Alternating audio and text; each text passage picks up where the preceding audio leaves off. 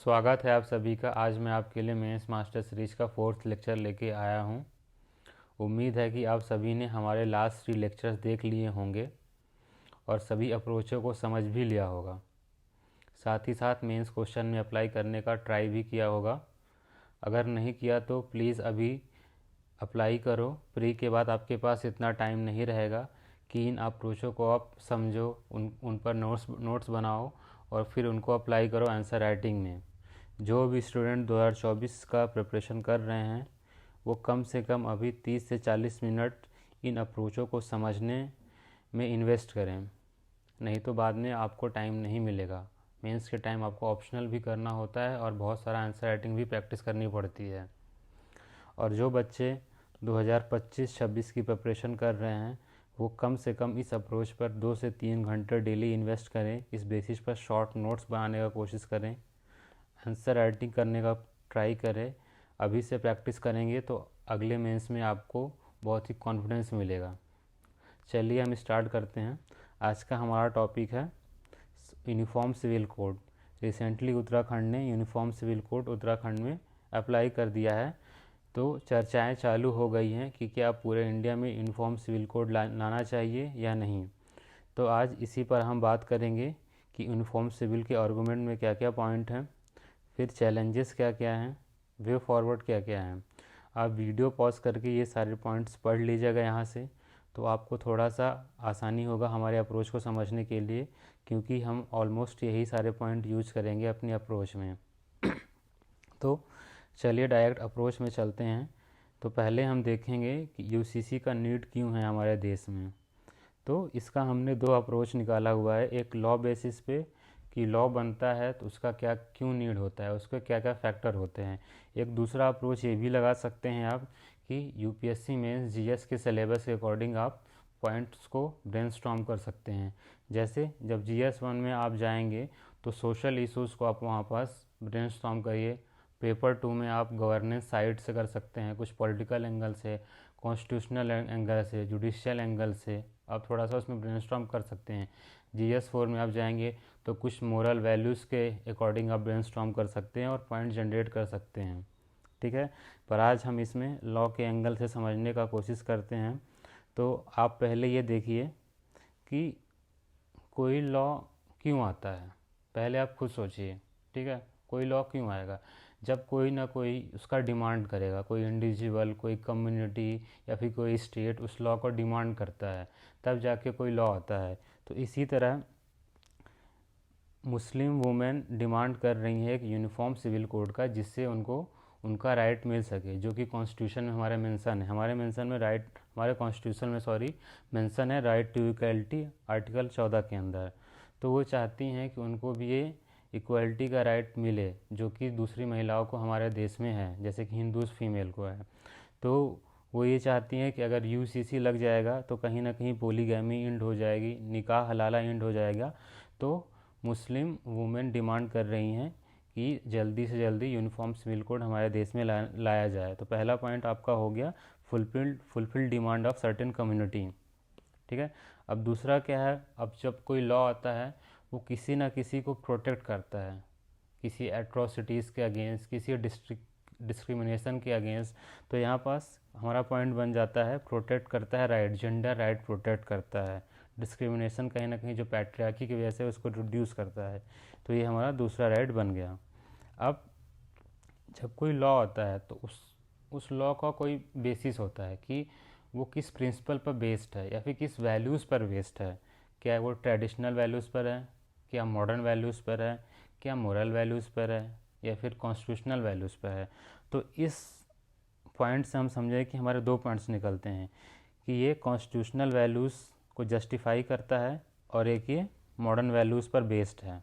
तो आप एक पॉइंट लिख सकते हैं कि UCC is based on the modern values दस प्रमोटिंग मॉडर्न इथोस। आप एक पॉइंट जनरेट कर सकते हैं। फिर ये जस्टिफाई करता है हमारे कॉन्स्टिट्यूशनल वैल्यू की। कौन सी कॉन्स्टिट्यूशनल वैल्यू है? एक तो इक्वालिटी आपने देख लिया ऊपर जेंडर वाले पॉइंट में।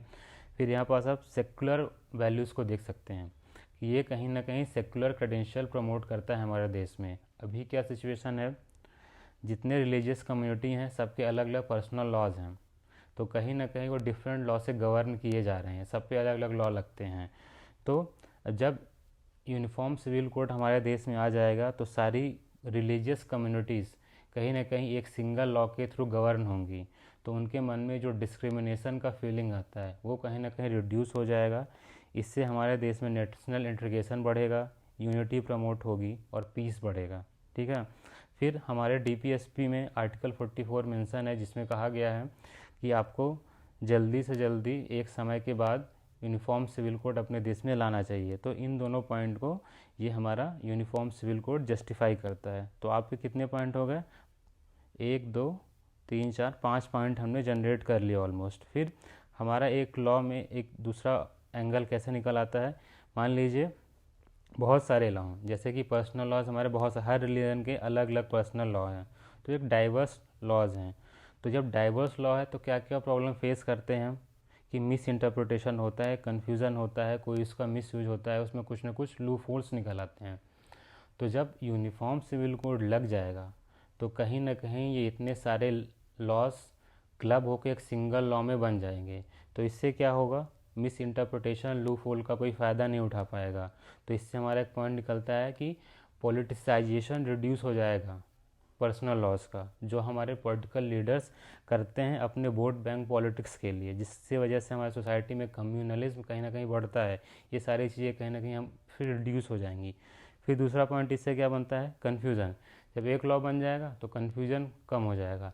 तो जब कन्फ्यूज़न कम हो जाएगा तो जो हमारे इम्प्लीमेंटिंग बॉडी है, जैसे कि जुडिशरी है, तो जज जब बहुत सारे लॉ हो जाते हैं, पर्सनल लॉ 5-6 हो गए, एक सीआरपीसी हो गया, आईपीसी होगा, तो उसमें कन्फ्यूजन होके कहीं ना कहीं जो जजमेंट होती हैं वो स्लो डाउन हो जाती हैं और जुडिशल बर्डन बढ़ता जाता है। तो जब एक सिंगल लॉ हो जाएगा तो जुडिशल बर्डन रिड्यूस होगा और जस्टिस फास्ट डिलीवर हो जाएगा हमारे देश में।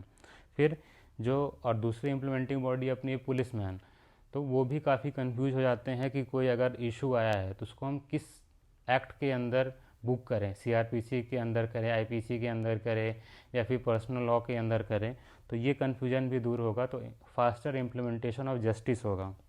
तो ये हमने 3 पॉइंट इस डाइवर्स लॉ वाले पॉइंट से जनरेट कर लिया। फिर क्या होता है कि अब कोई लॉ बनता है तो उसका कुछ एक सर्टेन नाम होता है, जैसे इसका नाम है यूनिफॉर्म सिविल कोड। तो इसमें हमारा कीवर्ड है यूनिफॉर्म। अब जैसे मान लीजिए कोई दूसरा लॉ है पॉस्को, तो पॉस्को में कीवर्ड आप देखेंगे प्रोटेक्शन और एक चाइल्ड कीवर्ड है। तो वहाँ पास क्या है कि चाइल्ड्स का प्रोटेक्ट करना है। तो यहाँ पास आप यूनिफॉर्म वर्ड को देखिए तो यूनिफॉर्म से हमारा मतलब क्या है कि हम पूरे देश में एक यूनिफॉर्म लॉ लाएंगे, सबके लिए सिमिलर लॉ लाएंगे। तो इससे हमारे देश में जो फीलिंग ऑफ डिस्क्रिमिनेशन है वो कहीं ना कहीं रिड्यूस हो जाएगा और यूनिटी बढ़ेगी, जो कि हमने यहाँ पास कॉन्स्टिट्यूशन वैल्यू में देखा था पॉइंट। ठीक है। अब फिर एक होता है कि जब कोई लॉ लाने की बात चलती है पूरे देश में, तो हम कोई ना कोई कमीशन, कमेटी या जजमेंट की ओर देखते हैं कि इस कमीशन ने क्या बोला है, क्या वो इस लॉ के पक्ष में है या फिर नहीं चाहता है वो कि लॉ अभी बने, या फिर ऐसा कोई जुडिशरी का जजमेंट है जो कि प्रमोट कर रहा है इस लॉ को। ठीक है। तो हमारे पास 3 अभी रिसेंट एग्जांपल है, साहब Bano case, Saira Bano case, Sabarimala case. इसमें सुप्रीम कोर्ट ने यूसीसी को कहीं ना कहीं प्रमोट किया है और अपील की है गवर्नमेंट से कि जल्दी से जल्दी ऐसा कुछ लॉ लाएं जिससे सबको एक सिंपल लॉ से गवर्न किया जा सके।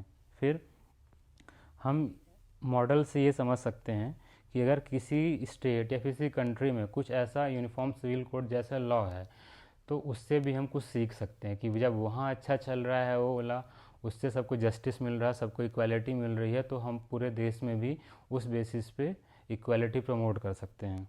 तो देखा हमने कैसे इतने सारे पॉइंट ईजिली जनरेट कर लिए। ठीक है। फिर हम चलते हैं चैलेंजेस पे। अब चैलेंजेस के लिए हमने एक फ्रेमवर्क बनाया हुआ है जो कि हर लॉ पे अप्लाई हो सकता है जो भी फॉर्मेशन स्टेज पे है। ऐसा लॉ जिसकी डिमांड हो रही है हमारे देश में उस पर ही अप्लाई कर सकते हैं। तो देखते हैं पहला पॉइंट है सब्जेक्ट मैटर। कोई लॉ बनता है तो उसका कुछ ना कुछ सब्जेक्ट मैटर है, जैसे कि यूनिफॉर्म सिविल कोड है तो इसका सब्जेक्ट मैटर है रिलीजन, पर्सनल लॉ। अब मान लिया फॉरेस्ट राइट एक्ट है तो उसका सब्जेक्ट मैटर होता है कि ट्राइबल्स को राइट देना। पॉस्को में है तो उसका सब्जेक्ट मैटर होता है चाइल्ड्स को प्रोटेक्ट करना। ठीक है। तो इसका सब्जेक्ट मैटर हो गया हमारे यूनिफॉर्म सिविल कोड का रिलीजियस एंगल। फिर लॉ किसी ना किसी प्रिंसिपल पर बेस्ड होते हैं, कोई ना कोई वैल्यूज़ पर बेस्ड होते हैं, इस पर भी आपको थिंक करना है। फिर लॉ कोई बनता है तो उसके प्रोविज़न्स होते हैं, उस प्रोविज़न्स में इंडिविजुअल को कुछ राइट मिलता है और किसी ना किसी इंडिविजुअल का राइट कम होता है। जैसे कि आप अगर यूनिफॉर्म सिविल कोड आता है तो जेंडर इक्वालिटी को हम प्रमोट करेंगे, तो कहीं ना कहीं जो पैट्रियार्कल सोसाइटी है, जो मेल डोमिनेटेड सोसाइटी है, उनका पावर कहीं ना कहीं रिड्यूस होगा। ठीक है।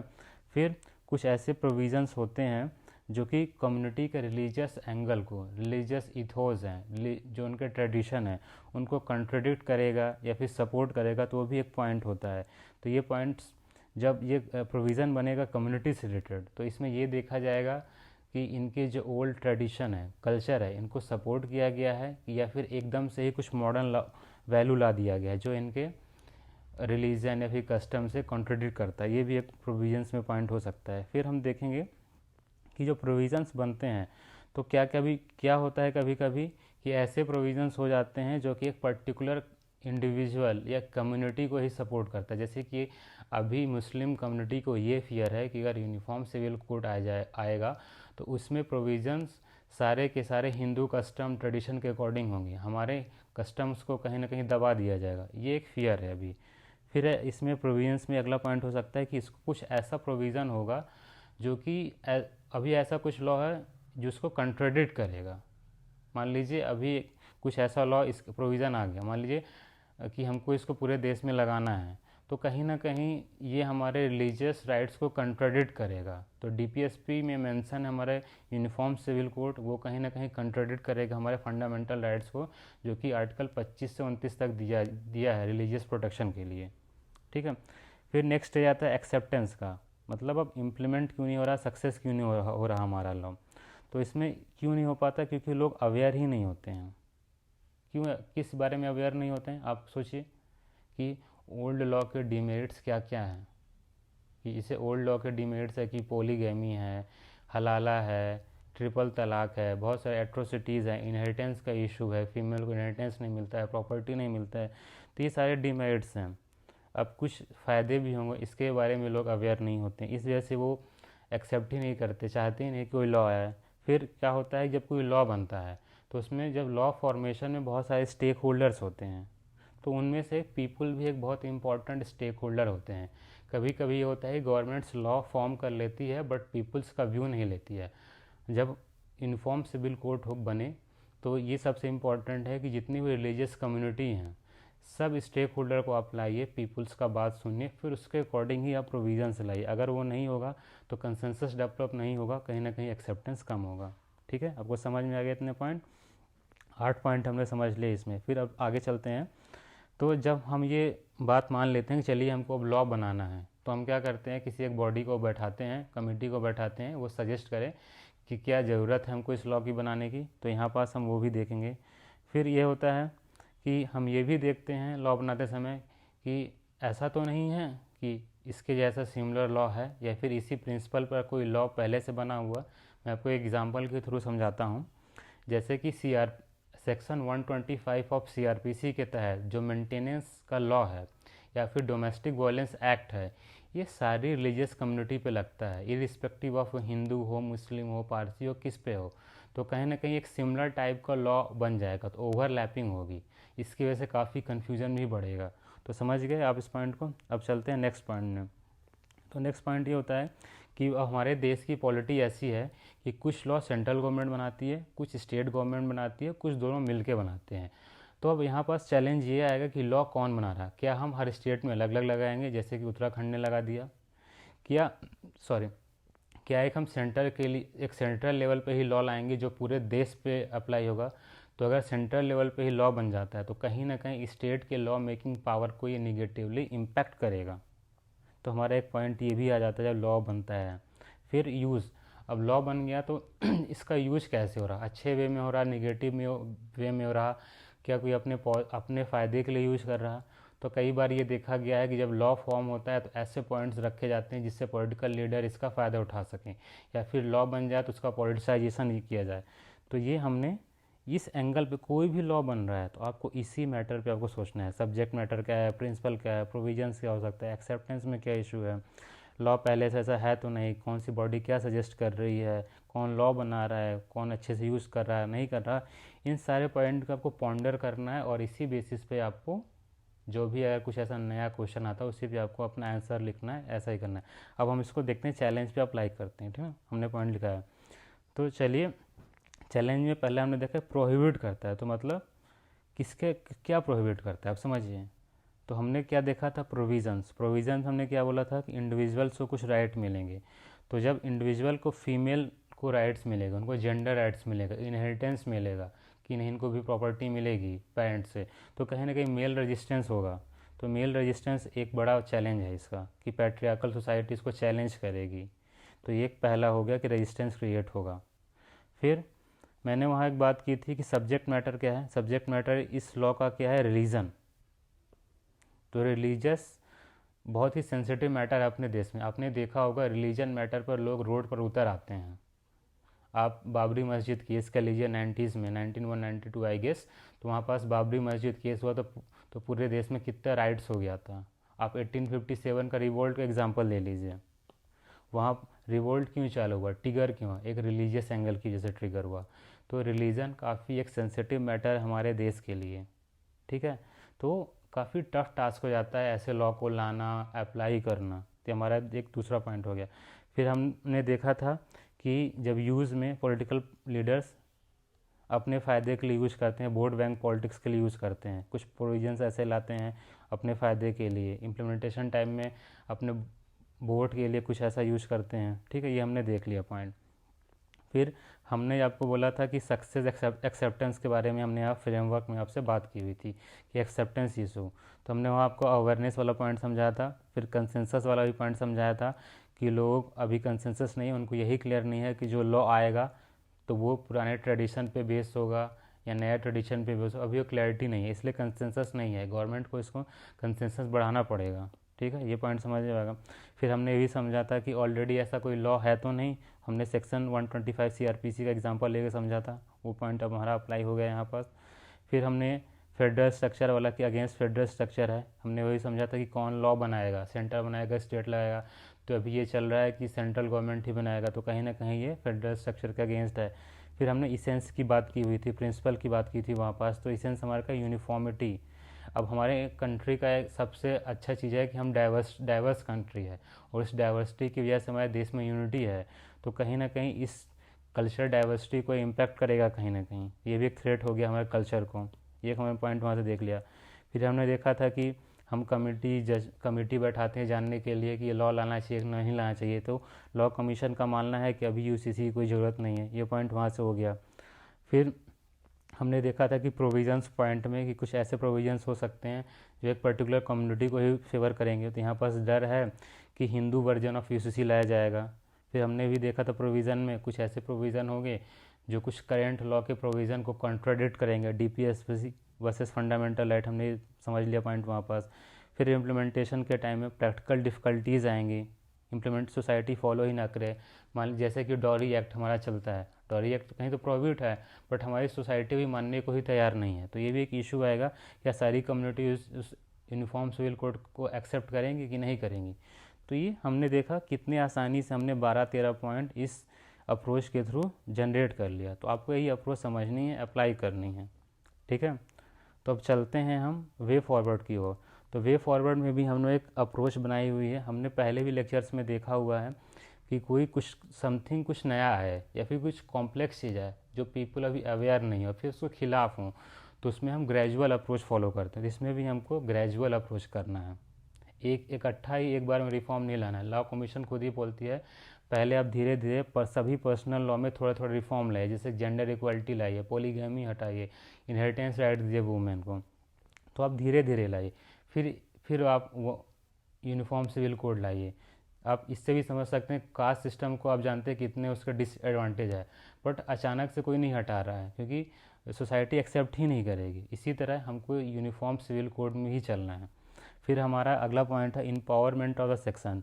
अम्बेडकर जी ने कहा था कि कास्ट सिस्टम इतनी आसानी से नहीं हटेगा, तो आप क्या करिए, पहले अनटचेबल्स को एम्पावर कीजिए, एजुकेशन दीजिए, उनका पॉलिटिकल पावर दीजिए, उनको फाइनेंशियल रिफॉर्म कीजिए, इकोनॉमिक रिफॉर्म कीजिए, उस सेक्शन को एम्पावर कीजिए, फिर जाके अपने आप ये रिफॉर्म कहीं ना कहीं अपने आप अप्लाई हो जाएगा। तो ऐसे हमको इसमें क्या करना है, वुमेन को एम्पावर करना है, उनको एजुकेशन देना, उनको राइट के बारे में अवेयर करना है, उनको इनहेरिटेंस राइट देना है, जिससे अपने आप ये रिफॉर्म धीरे धीरे आते रहें।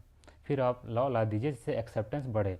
फिर क्या करना है, स्टडी करना है उस चीज़ का, पायलट प्रोजेक्ट लाना है, स्टडी करना है। स्टडी आप कैसे करेंगे, पॉलिटिकल लीडर को लाइए, एकेडमिशियन को लाइए, जो एक्सपर्ट हैं कॉन्स्टिट्यूशन उनको लाइए, कैसे लॉ लाया जा सकता है, और लाना है तो किस प्रोविज़न को ऐड करना है, माइनस करना है। अच्छे स्टडी कीजिए जिससे एक्सेप्टेंस उसका बढ़ता रहे। फिर आपको अवेयरनेस फैलाना है लोगों के बीच में कि हम आपको डिस्क्रिमिनेट नहीं करेंगे, जब भी कोई लॉ आएगा सबको इक्वल स्टेटस होगा, सबको इक्वल राइट होगा। फिर पीपुल लेड होना चाहिए, आप लोगों से बात कीजिए, वो हमारे एक इम्पॉर्टेंट स्टेक होल्डर हैं देश के, सोसाइटी के, आप उनसे बात कीजिए क्या पॉइंट होने चाहिए, क्या प्रोविज़न होने चाहिए, क्या उनको हर्ट हो रहा है, कौन सा उनका कस्टम ट्रेडिशन को सेव करना है आपको, वो सारे पॉइंट आपको कहीं ना कहीं ऐड करना पड़ेगा, तभी पीपल उसको एक्सेप्ट करेंगे। फिर स्ट्रॉन्ग पॉलिटिकल विल होना चाहिए कि हाँ हमको ऐसा लॉ लाना है, पॉलिटिसाइजेशन नहीं करना है। लीडर्स को एक स्टेटमैनशिप दिखाना चाहिए कि हमको नेशन बिल्डिंग पे काम करना है, ना कि अपने पर्सनल प्रॉफिट के लिए काम करना है। फिर इसेंस ऑफ द लॉ ऐसा नहीं होना चाहिए बस कॉमन लॉ दिए और सबके लिए अलग अलग प्रिंसिपल हो, प्रिंसिपल सेम होना चाहिए, जैसे जेंडर इक्वलिटी, प्रिंसिपल सबके लिए सेम करना है। फिर हमारा है कि ये कुछ दूसरे लॉ को कॉन्ट्रडिक्ट ना करे, अगर कॉन्ट्रडिक्ट करे तो उसमें आप क्लियर प्रोविजंस लाइए जिससे इम्प्लीमेंटिंग बॉडी को ईजी रहे, समझने में कन्फ्यूजन क्रिएट ना हो कोई। फिर हम कुछ बेस्ट प्रैक्टिस से कुछ लर्निंग करें, उसके हिसाब से कुछ प्रोविजंस लाएँ, गोवा से आप लर्निंग कर लीजिए, या फिर अगर कोई देश में है दूसरे तो वहाँ से आप कुछ सीखिए। फिर है कुछ जजमेंट है, कमेटी है, उनके रिकमेंडेशन को आप समझिए, एक्सेप्ट करने का कोशिश कीजिए।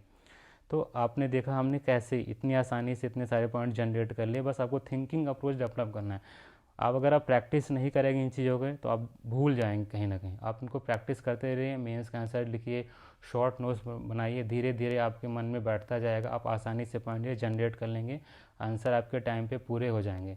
चलिए मिलते हैं नेक्स्ट लेक्चर में, थैंक यू।